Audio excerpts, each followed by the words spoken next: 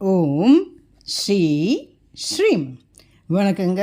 அனைவரும் மறுபடியும் சேனல் சந்திப்பதில் மிக மகிழ்ச்சி அடைகிறேன். இதில் நம்ம பார்க்க போகிற விஷயம் பார்த்திங்கன்னா, சூரிய கிரகணம். இந்த வருடத்தினுடைய கடைசி கிரகணம் செப்டம்பர் மாதம் 21ஆம் தேதி நமக்கு ஞாயிற்றுக்கிழமை அன்னைக்கு வருது.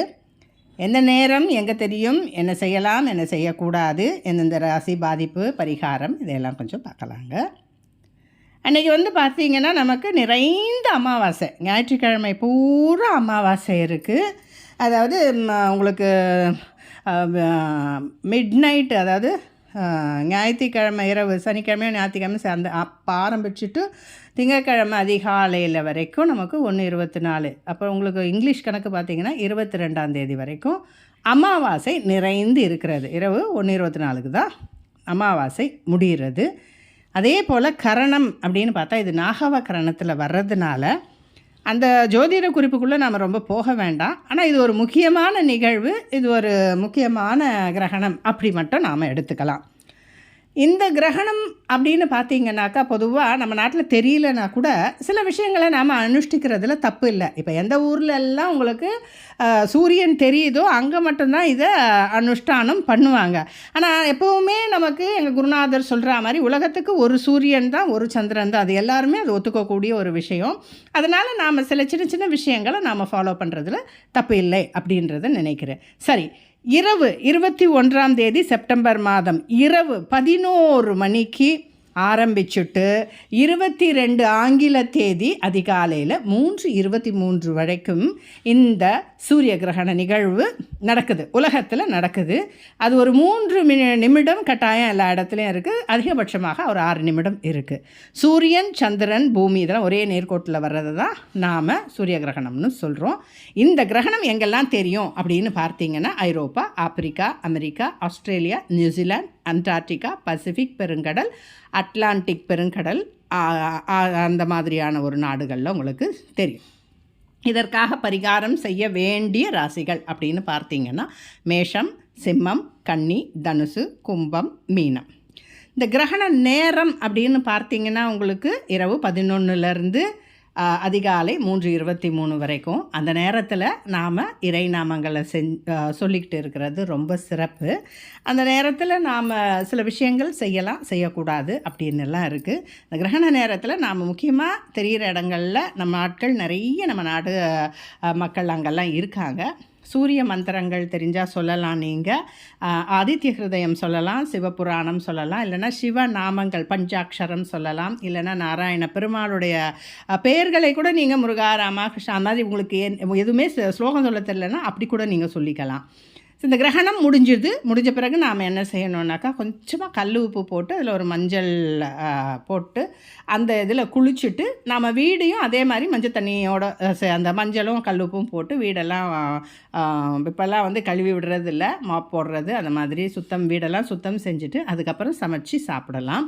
ஏதான தயிர், பால், நெய் இதெல்லாம் இருக்குதுன்னா சாப்பிடக்கூடிய வஸ்துக்கள்லாம் கொஞ்சமாக தர்பையை கிள்ளி போட்டு வச்சுட்டு கிரகணம் முடிஞ்சதும் அதெல்லாம் எடுத்துட்டு குளிச்சுட்டு நம்ம சமைக்கலாம். ஏன்னா இது அதிகாலை முடியுதுன்னும் போது நம்ம சூரிய உதயத்தை ஒட்டி எழுந்து நாம் எல்லோரும் குளிச்சுட்டு கோயிலுக்கு போயிட்டு வர்றது சிறப்பு.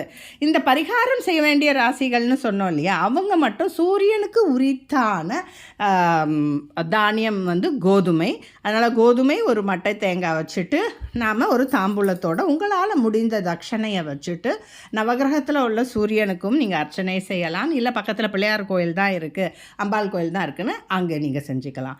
அதே போல் அன்னைக்கு மகாளி அமாவாசை, இது ரொம்ப முக்கியம். அன்னைக்கு நாம் தர்ப்பண பூஜைகளெல்லாம் காலையிலையோ மத்தியானத்துக்குள்ளேயோ நாம் முடிச்சுக்கலாம். அதுக்கும் கிரகணத்துக்கும் எந்தவித சம்பந்தமும் இல்லை. கிரகணம் முடிஞ்சு அதுக்கப்புறம் செய்ய வேண்டிய தர்ப்பணத்தை மறுநாள் காலையில் சூரிய உதயத்துக்கு பின்னாடி நாம் குளிச்சுட்டு எல்லாம் சுத்தம் பண்ணி விட்டுட்டு செஞ்சுக்கலாம். உணவு அப்படின்னு பார்த்தீங்கன்னா ஒரு 6 மணி நேரம் முன்னாடியே நாம் சாப்பிட்றணும். அதாவது சாயந்தரம் ஒரு 4 மணிக்கு முன்னாடி சாப்பிட்டுட்டு அதுக்கப்புறம் நம்ம சாப்பிடாமல் இருக்கிறது கொஞ்சம் நல்லது. அன்டைஜஸ்டட் ஃபுட், செரிமானம் ஆகாத உணவு நம்ம வயிற்றில் இருக்கக்கூடாது. அது இருந்தால் நோய் வரும் அப்படின்னு சயின்டிஃபிக்காக சொல்லியிருக்காங்க. அந்த காலத்தில் பெரியவங்க சாப்பிடக்கூடாது அப்படின்னு மட்டும் சொல்லுவாங்க. கர்ப்பிணிகள் ரொம்ப சர்வ ஜாக்கிரதையாக இருங்க. ஏன்னா இது சூரிய கிரகணம் நைட்டில் இருந்தாலும் நீங்கள் அசையாமல் ஒரு இடத்துல படுத்துக்கிட்டு இந்த கிள்ளி போடுறது சொரியிறது அந்த மாதிரி விஷயங்களெல்லாம் செய்ய வேண்டாம். நம்ம வேறு என்னெல்லாம் செய்யக்கூடாதுன்னு பார்த்தீங்கன்னா, அந்த நேரத்தில் யாரும் பயணம் செய்ய வேண்டாம். ட்ராவல் செய்கிறது, தூங்குறது செய்யக்கூடாது, சமையல் செய்யக்கூடாது, சாப்பிடக்கூடாது. சாப்பிட்ற விஷயங்களில் தர்பையை போடணும். அதுக்காக சாம்பார்லாம் மிச்சம் வச்சு பண்ணாதீங்க. ஃப்ரிட்ஜில் வச்சு மறுநாள் அன்றைக்கி ஒரு நாள் மட்டும் நாம் உபயோகப்படுத்தக்கூடாது. எப்படியுமே அன்றைக்கி அமாவாசைங்கிறதுனால எல்லோரும் புதுசாக தான் செஞ்சு நாம் சமைப்போம்.